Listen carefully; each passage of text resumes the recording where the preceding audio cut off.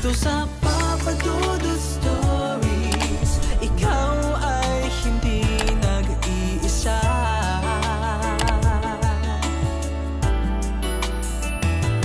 Dito sa Papa Dudut Stories, may nagmamahal sa'yo. Papa Dudut Stories. Papa Dudut Stories. Sa lahat po ng mga nakatutok ngayon, huwag pong kalimutan mag-like, mag-share at mag-subscribe. Maraming salamat po sa inyong lahat.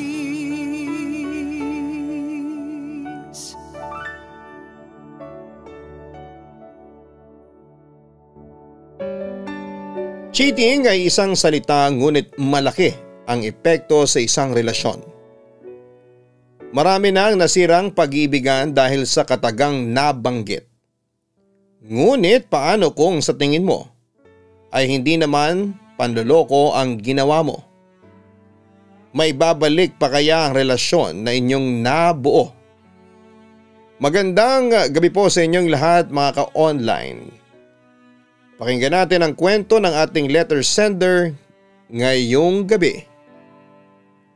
Dear Papa Dudut, magandang gabi sa inyong lahat. Ako nga pala si Paul, 28 years old, single at parang wala na yatang balak na pumasok pa sa isang relasyon. Hindi naman dahil sa ayaw ko nang magmahal, kundi dahil sa natatakot ako.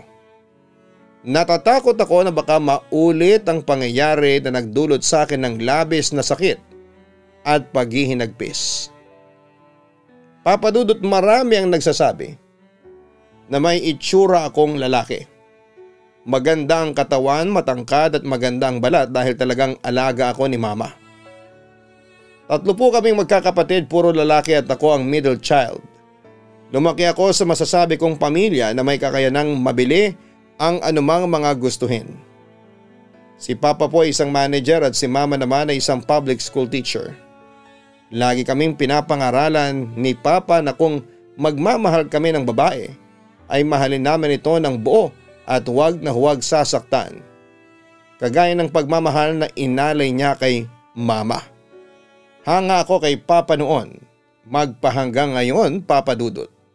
Dahil kahit na sobrang tagal na nilang nagsasama ni Mama, ay kitang-kita ko pa rin kung gaano niya ito kamahal.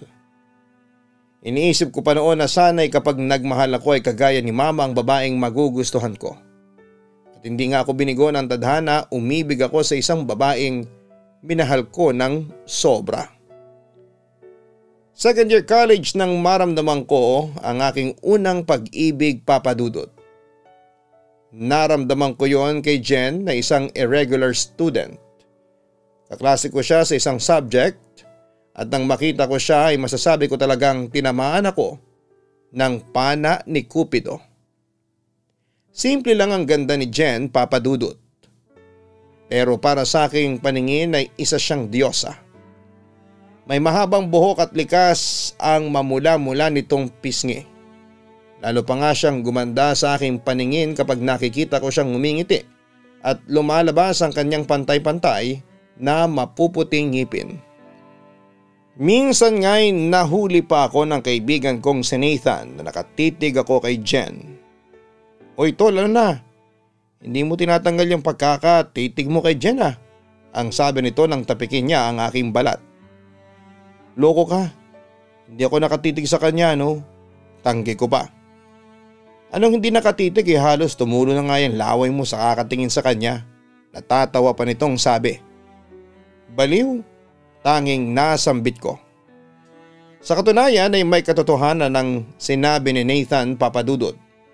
Nakatitig talaga ako ng mga oras na yon kay Jen. Paano'y talagang ang ganda niya.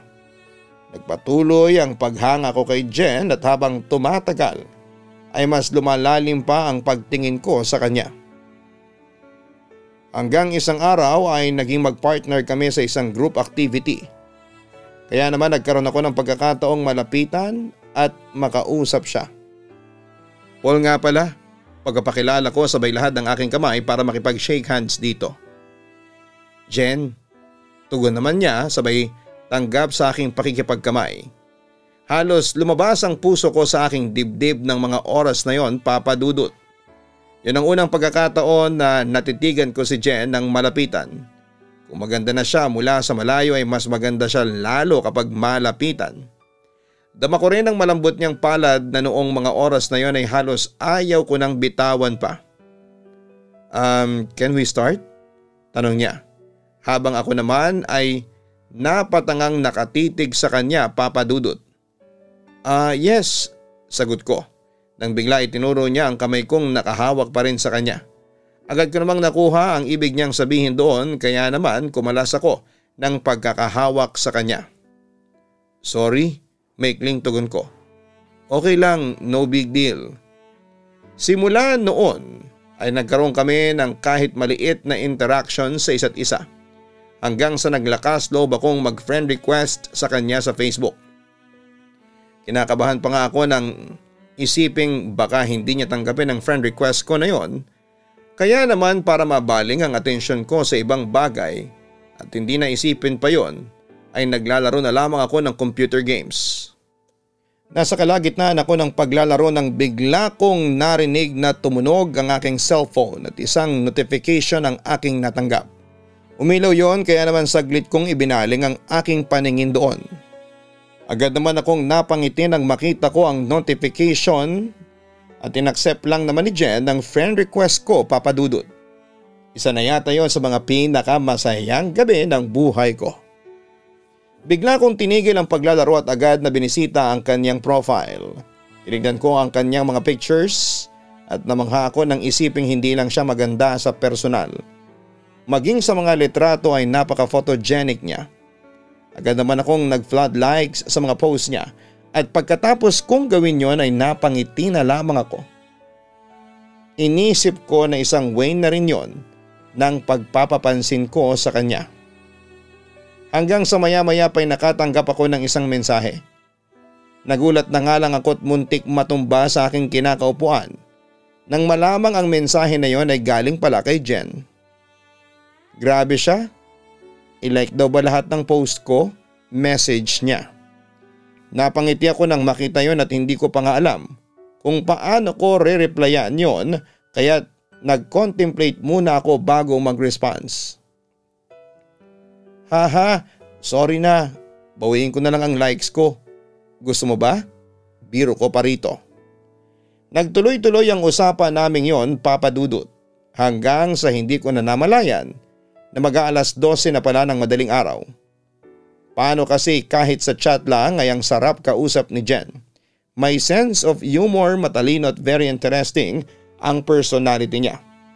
Ilan yan sa mga dahilan kung bakit mas lumalim ang nararamdaman ko para sa kanya. Kinabukasan ay medyo awkward ako na kausapin siya. Malakas lang kasi ang loob ko sa chat makipag-usap pero kapag kaharap ko na siya sa personal ay parang natatameme na ako. Pero bilang lalaki inisip ko na lamang kung talagang gusto kong i-pursue ang nararamdaman ko sa kanya ay ako mismo ang gagawa ng first move para mas magkaroon pa kami ng deeper connection sa isa't isa. Inaasar pa nga ako ng kaibigan kong si Nathan nang sabihin kong gusto ko na mas maging malalim kung ano ang meron sa amin ni Jen. Pero alam kong suportado talaga siya sa ginagawa ko. Naging maganda ang takbo ng pakikipagkaibigan ko kay Jen. Tuwing nasa school at nagkakataong sabay ang vacant namin ay sinasamahan ko siya sa kantin para kumain. Ganon din kapag uwian ay palagi ko siyang hinihintay na makalabas. Nagkaroon na rin kami ng pagkakataon na makapag-share ng mga personal things tungkol sa amin. Katulad ng birthdays, favorite artist, random things about us at marami pang iba. Hanggang sa isang gabi ay naisipan ko na yayain siyang makipag-date sa akin. Sa mga panahong ito ay masasabi kong MU na kami, Papa Dudut, o may mutual understanding na namamagitan sa aming dalawa. Habang nakahiga sa kama ay iniisip ko kung paano ko siya yayayain at saan ang best place para sa aming magiging first date. Naisip ko lang noon na kunwari ay magsisimba kami at pagkatapos ay ipapasyal ko siya sa isang parke. Kaya naman nang minsang sabay kaming mag-lunch sa eskwelahan ay naglakas loob na akong sabihin sa kanya ang plano ko na pagyaya sa kanya. Jen, tumikim ako bago ituloy ang aking sasabihin. Yes, tugon niya habang kumakain ng carbonarang in-order niya. Lumunok ako ng laway at siniguradong hindi ako mapipiyok sa aking sasabihin. Ewan ko ba, Papa Dudut? Close naman kami noon pero parang nahihiya pa rin ako sa kanya. Gusto ko sana kitang yayain sa Sunday. Free ka ba? Pinunasan niya ang kanyang bibig ng tissue bago sumagot sa tanong kong yon. Sunday? Wait, check ko schedule ko. Pagkasabi niya noon ay may tiningnan siya sa kanyang cellphone at pagkatapos ay ipinaling niyang muli ang kanyang tingin sa akin at saka muling nagsalita. Free naman ako. Bakit? Yayayain sana kitang magsimba and then mamasyal. Lakas loob kong sabi. Pwede naman. Magiliw na, sabi niya. Talaga? Gulat kong tanong. Iniisip ko kasi na baka mamaya ay hindi siya pumayag. Oo naman, sambit pa niya. Thank you. Tanging naitugong ko na lamang sa kanya, Papa Dudut. Nang sumapit ang linggo ay sinundo ko siya sa kanilang bahay. Medyo naligaw-ligaw pa nga ako ng daan dahil yun ang unang beses na makapunta ako sa bahay nila. Mabuti na lamang at mabait ang mga taong nakakasalubong at napagtanungan ko, kaya natuntun ko ang bahay nila. Papa Dudut, yun din ang unang beses na mag-meet kami ng mga parents niya. Medyo nahiya pa nga ako pero naging okay naman ang first meeting ko sa kanila dahil mababait sila. Sabi pa nga ng mama ni Jen ay nagkikwento niya ang tungkol sa akin sa kanya, kaya naman lubos daw silang nagtitiwala sa akin. Naiingatan ko ang anak nila.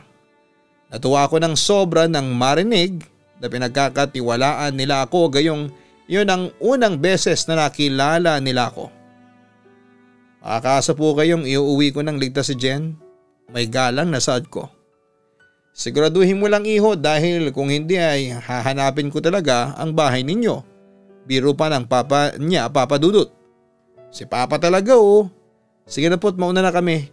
Matapos noon ay bumeso si Jen at nagmano naman ako sa mga magulang niya bago ko paandarin ang dala kong motor palayo. Gaya nga ng napagplanuhan ay una kaming pumunta sa simbahan. At bago pa matapos ang misa ay ipinagdasal ko na sana ay maging maganda ang kalalabasan ng pagtatapat ko ng nararamdaman sa kanya sa araw na yon. Agad ko naman siyang iginala sa parke matapos noon at doon na rin kami kumain. Nakakatuwa nga, Papa Dudut, dahil never kong nakita ng kaartihan si Jen sa katawan at go siya sa lahat ng bagay at hindi siya killjoy.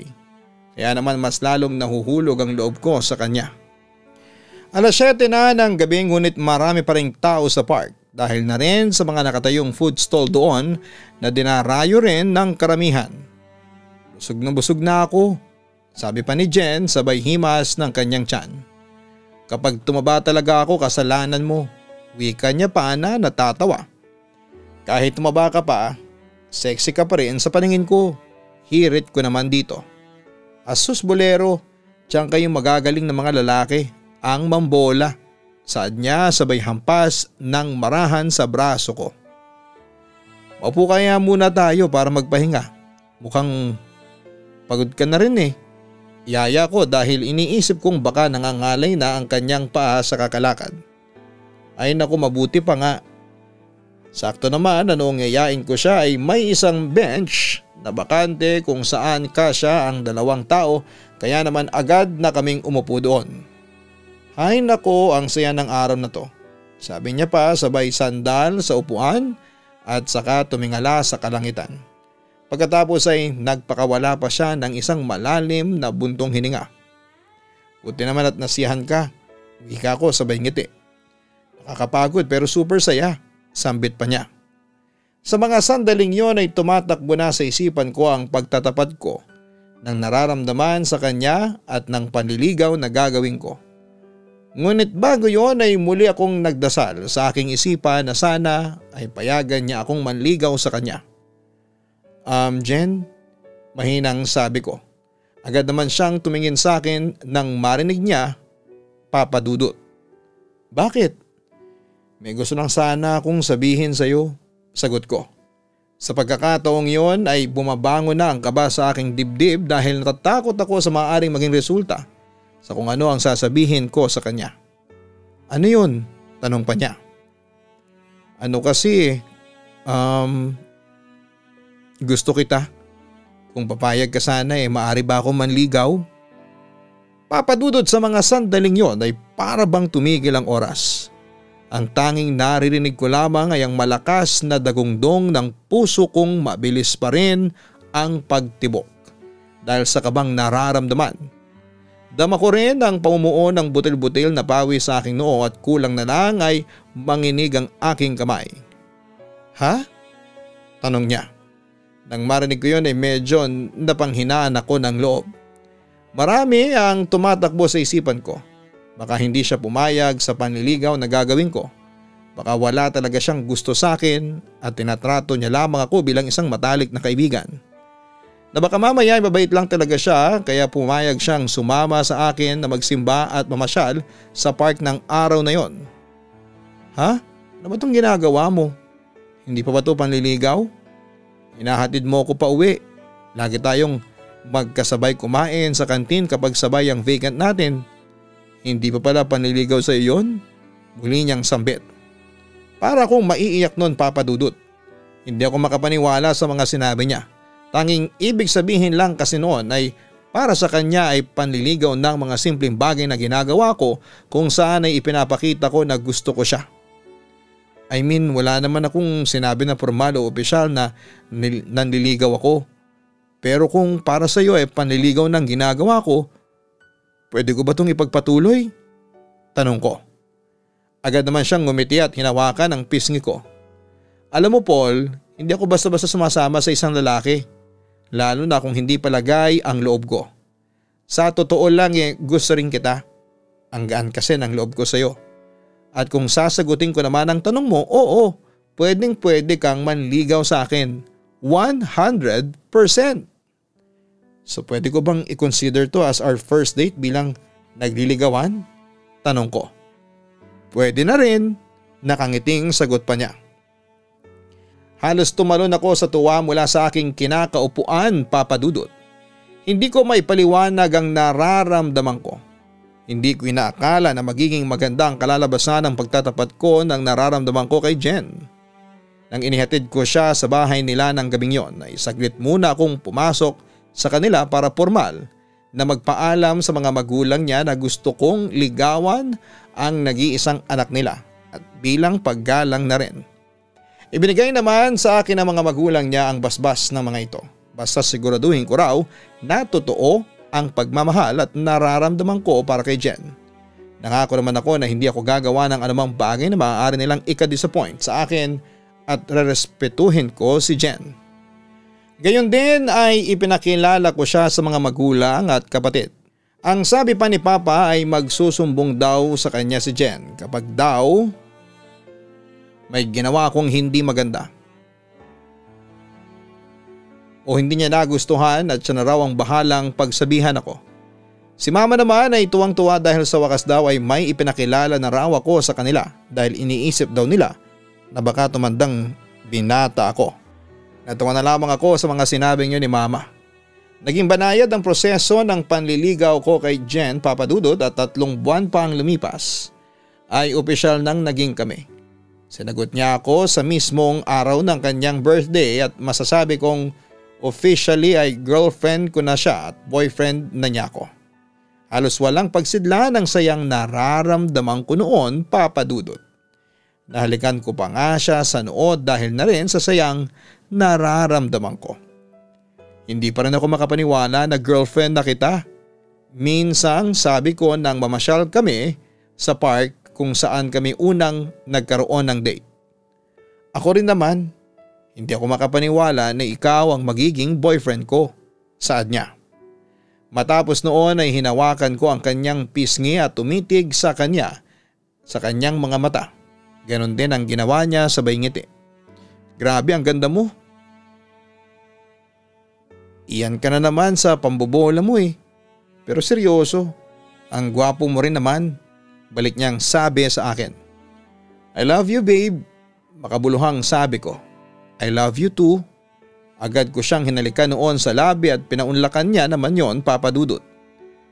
Papa Dudut, masasabi ko talaga na sobrang swerte ko kay Jen dahil hindi lang siya maganda, matalino at mabait pa. Na mga panahon ngang iyon ay hindi ako makapaniwala na kami na dahil naalala ko pa na dati ay pinagmamasdan ko lang siya habang nakaupo ako sa dulong row ng classroom at nasa unahan naman siya. Naging masaya ang aming pag-ibigan pero ipokrito naman ako kung sasabihin kong hindi kami dumadaan sa hindi pagkakaintindihan. Actually ay may ilang beses din na nagkatampuhan kami and worse ay nag-away pero lagi naming sinasabi na walang pupuntahan ang pagtatalo namin kung parehas kaming magpapataasan ng pride. Kaya naman sa bawat pagtatampuhan at away na namamagitan sa amin ay lagi kaming nagkakapatawaran sa isa't isa nang sa gayon ay hindi ito tumagal pa. Ang definisyon ko sa relasyon namin noon ay perpekto. Not until isang babae ang pumasok sa buhay ko. Ipinakilala sa akin ni Nathan si Eunice. Maganda po si Eunice, Papa Dudut. Sa totoo lang ay artistahin ang datingan niya at sobrang banidosa. Malinis sa katawan, maputi, sexy, name it all. Lahat ng magandang traits pagdating sa physical appearance ay nasa kanya na. Sabi ni Nathan ay may gusto raw sa akin si Eunice. Nakumpirma ko lang ito nang siya mismo ang nagsabi sa akin na gusto niya ako. In all honesty, natuwa ako, Papa Dudut. Sino ba namang hindi mapaflattered ng isang magandang babaeng katulad ni Eunice ay magkakagusto sa akin. Gayunman ay sinabi ko sa kanya na may girlfriend na ako at mahal na mahal ko si Jen, Papa Dudut. Don't worry. Umamin lang ako pero wala naman akong balak na manghimasok at manira sa relasyon ng iba. Yun ang mga katagang sinabi ni Eunice sa akin, Papa Dudut. Actually, hindi rin naman sumagi sa isipan ko na magagawa kong lokohin si Jen. Not until one thing happened. Nagkayayaan kami noon na magtotropa na lumabas at uminom para mag-celebrate dahil sa wakas ay malapit na kaming graduate. Niyaya ko noon si Jen dahil ayaw ko sanang lumabas na hindi siya kasama. Nagkataon lang na meron silang sariling gala ng circle of friends niya dahil matagal na rin nilang naiplano ang lakad na yon. Sigurado kang ayaw mong sumama, babe? Tanong ko pa. Sorry babe, I can't make it. Alam mo naman na matagal na rin pinano tong lakad na to, diba? Tila nagpapakute pang sabi niya. Okay, basta wag mo akong ipagpapalit ha, sabi ko pa sa kanya. You're the only one, babe. Sabit pa ni Jen sabay halik sa aking labi. Ikaw lang din ang mamahalin ko, babe. Balik kong sabi sa kanya. Ngunit isang pangyayari ang hindi ko inaasahan, Papa Dudut. Sobra akong nalasing sa bar ng gabing yon at ganoon din ang kaibigan kong si Nathan. Kasama namin ang girlfriend niyang si Ivy. Kabilang pa sa kasama namin si Eunice at ang iba pa niyang tropa na noong ko lang din nakilala. Dahil sa labis na kalasingan ay hindi ko nakontrol ang sarili ko sa mga nangyari. Kagaya ko ay nalasing din si Nathan ngunit hindi ang girlfriend niyang si Ivy. Kaya naman naihatid pa siya nito pauwi gamit ang sasakyan ng kaibigan ko. Nagkataon na dala ni Eunice ang kanyang sasakyan kaya naman sa kagustuhang umuwi dahil sa labis na hilo at pagkalasing ay nagawa ko na lang makisabay sa kanya. Sa sasakyan pa lamang ay hindi ko na kinakaya ang espiritu ng alak. Tanghali na nang magising ako dahil sa sipa ng alak at nagulat pa ako kasi hindi ako pamilyar sa lugar na kung saan ako naroon ng mga oras na yon.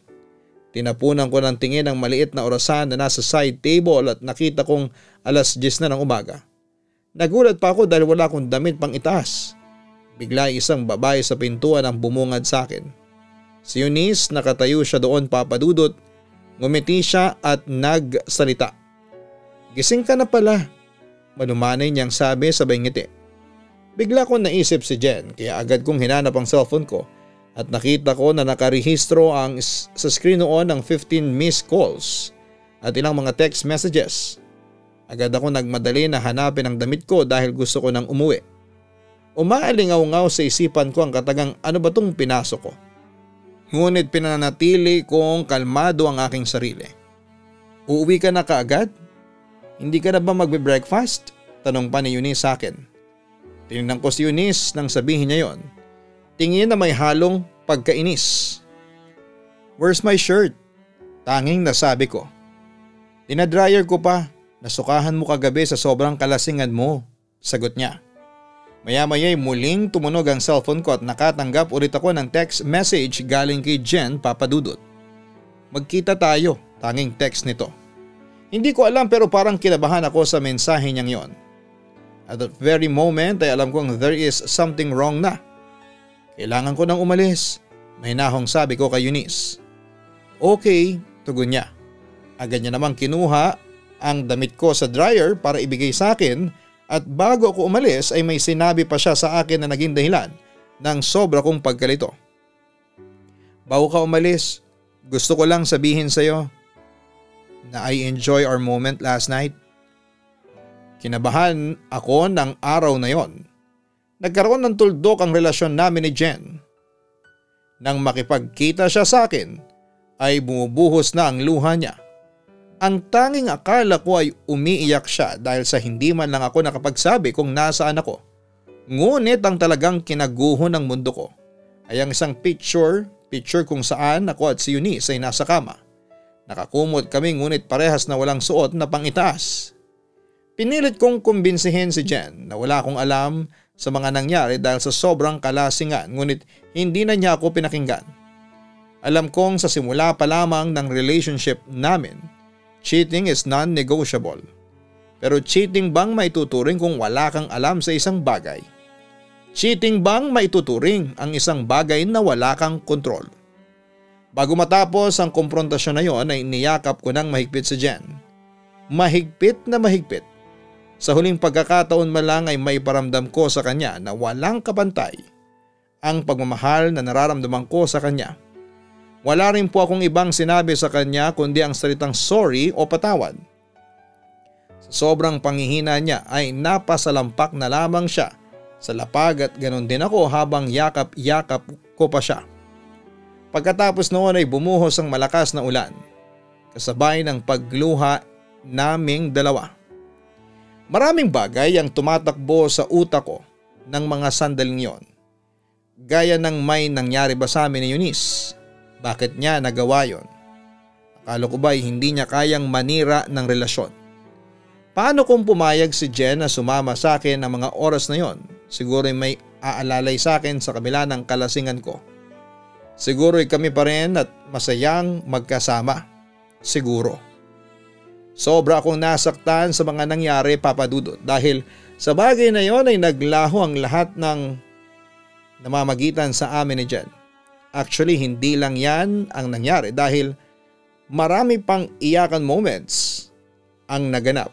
Ngunit ayaw ko nang idetalye pa ang lahat dahil parang bumabalik ulit sa akin ang sakit. Basta alam ko sa sarili ko na I tried everything para bumalik kami sa dati ni Jen. Noong graduation namin ay sinubukan kong lapitan siya para man lang sa huling pagkakataon ay makausap ko siya ngunit hindi na niya ako pinaunlakan. Napakasakit noon para sa akin dahil yon sana ang huling beses na makausap ko siya. At hihingi ako ng tawad sa kanya ngunit wala na talaga. Maging ang mga magulang niya ay galit sa akin ngunit tanggap ko naman yon. Sa tagal naming magkarelasyon ni Jen ay wala akong ibang ginawa kundi ang mahalin siya. At iparamdam sa kanya na wala akong ibang mamahalin kung hindi siya lamang. Ngunit hindi ko na pwedeng gawin yon dahil wala na. Tapos na ang kwento naming dalawa. Kung tatanungin nyo kung nasaan si Eunice ay hindi ko rin po alam.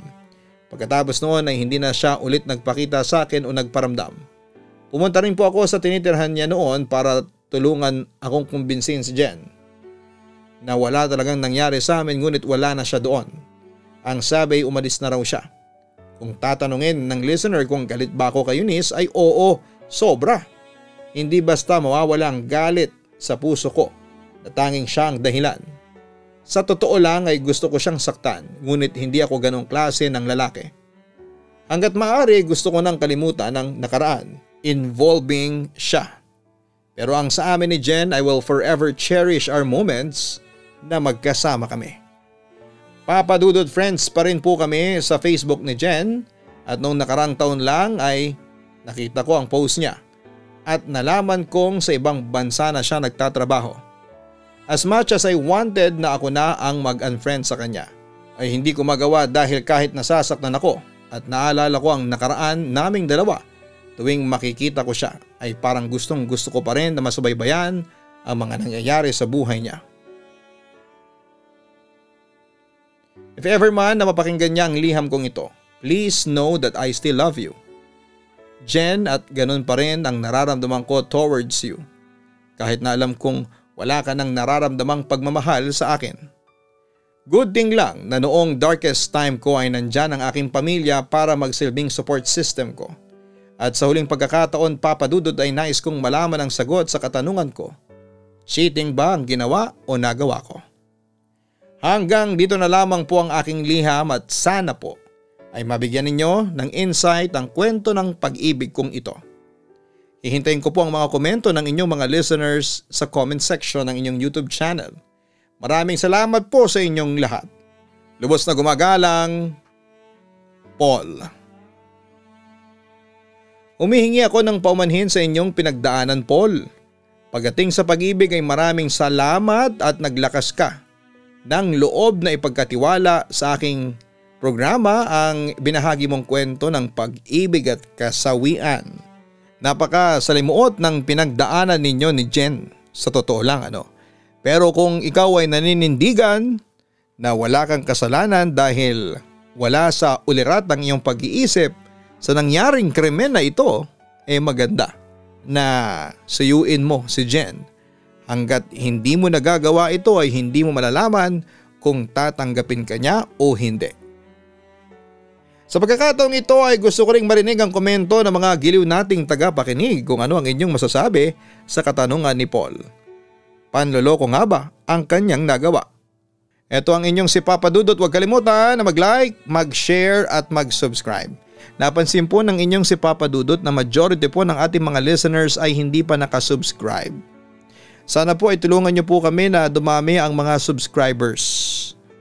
Dahil kung kayo po ay nakasubscribe na, pwede niyo pong pilitin, mamilit po kayo na mag-subscribe din po ang inyong mga kaibigan para maging maganda po ang performance ng ating channel at mas marami pa ang makakita. Huwag din kalimutan na suportahan ang Kaistorya YouTube channel. Sino po sa inyo ang hindi pa nakaka-subscribe dyan? Pagkatapos po kasi ng airing nito sa aking YouTube channel, may isa pang channel ako na si Jason Steele naman ang nagvo-voice over. Hanapin niyo po yung Kaistorya. At makikita rin yan sa channel kong ito, yung link. At ganoon din yung aming Papa Dudut Family YouTube channel. Na kung saan ay pinakita ko na po doon ang itsura at kakulitan at kakyutan ng aking mga kambal. Hanggang sa muli, maraming salamat po sa inyong lahat.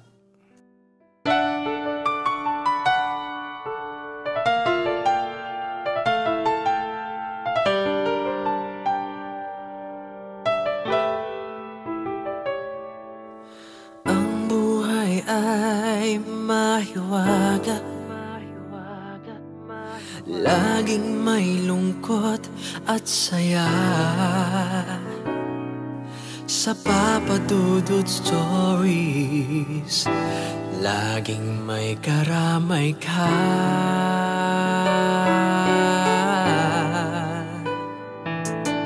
Mga problemang kay bigat,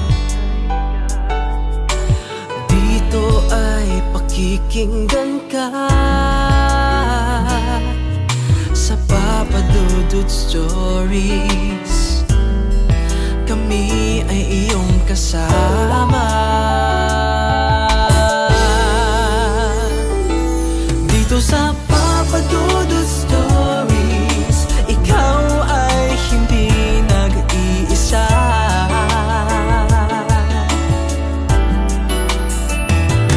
Dito sa Papa Dudut Stories, may nagmamahal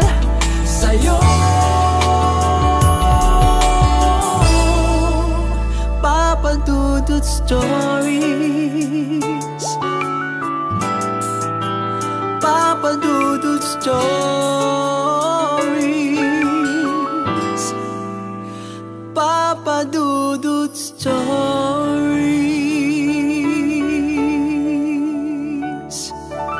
Hello mga ka-online, ako po ang inyong si Papa Dudut. Huwag kalimutan na mag-like, mag-share at mag-subscribe. Pindutin ang notification bell para mas maraming video ang mapanood ninyo. Maraming salamat po sa inyong walang sawang pagtitiwala.